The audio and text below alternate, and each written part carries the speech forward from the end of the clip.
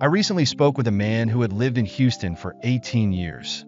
He shared that he felt lost at work, in his family, and within himself. Nothing seemed to matter much anymore.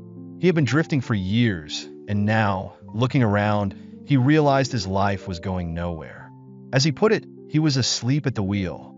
As we talked, he deeply desired to revitalize his life at home, work, and relationships.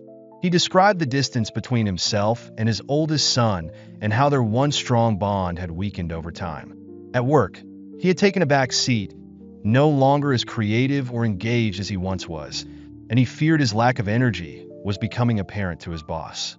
On a personal level, he felt a growing sense of melancholy and a loss of purpose. A slow drift into apathy had left him isolated. All that once mattered had slipped through his fingers. But as we continued our conversations over the following weeks, something within him began to stir. A quiet voice whispered a single word: restore. As we explored what restore could mean for him, he realized it wasn't about erasing mistakes or turning back time. It was about rebuilding step by step from where he stood. For years, he had numbed himself with distractions, blamed circumstances, and convinced himself it was too late. We discussed ways he could begin reconnecting with his 17-year-old son. He decided to reach out to his old mentor, who had once believed in him when he had stopped believing in himself. Most importantly, he committed to facing himself, choosing integrity over avoidance, effort over excuses, and hope over despair.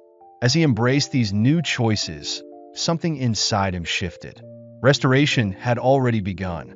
His journey was a powerful reminder that I, too, may need restoration. It's so easy to let circumstances take control, to drift without realizing it. But the word restore holds so much possibility. Restoration doesn't happen overnight, but it starts with a single step. No matter how far I've drifted, the power to rebuild is always within me. Watch for the blind spots.